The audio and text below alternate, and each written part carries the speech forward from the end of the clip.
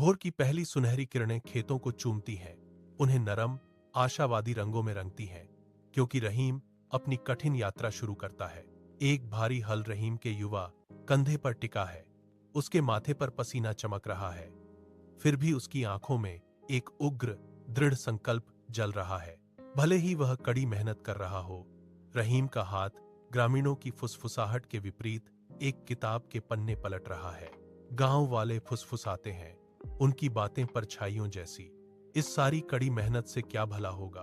एक गरीब का बेटा गरीब ही रहता है।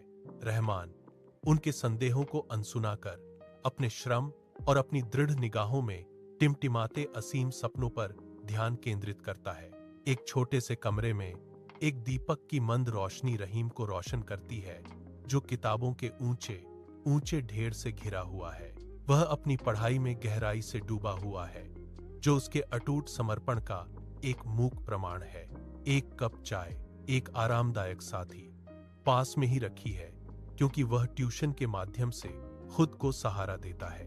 प्रेरणादायक उद्धरणों से सजी दीवारें भविष्य के लक्ष्यों और आकांक्षाओं की फुसफुसाती हैं। उनकी आंखें, जिनमें नींद का कोई निशान नहीं था, कुछ असाधारण हासिल करने की तीव्र इच्छा से जल रही थीं। बाहर शहर का शोरगुल विस्मृति में खो जाता है। रहीम पूरी तरह से अपनी सीखने की दुनिया में तल्लीन रहता है। सूरज क्षितिज के नीचे डूब जाता है, शांत गांव को एक गर्म नारंगी चमक में रंग देता है। एकदम सजे धजे सूट में रहीम धूल भरी सड़क पर शान और नए आत्मविश्वास के साथ चल रहा है।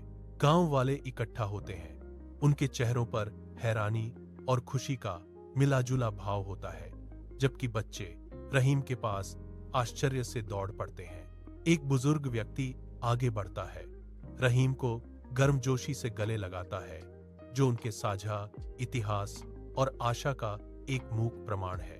रहीम बोलता है, उसकी आंखों में गहरी संतुष्टि झलक रही है। सपने, चाहे बड़े हों या छोटे, अगर सच्चे दिल से पूरे किए जाएं, तो एक दिन जरूर सच होंगे। उनके शब्दों ने आशा की एक नई चिंगारी जलाई, जिससे बच्चों को अपने भविष्य के लिए नए सपने बुनने की प्रेरणा मिली।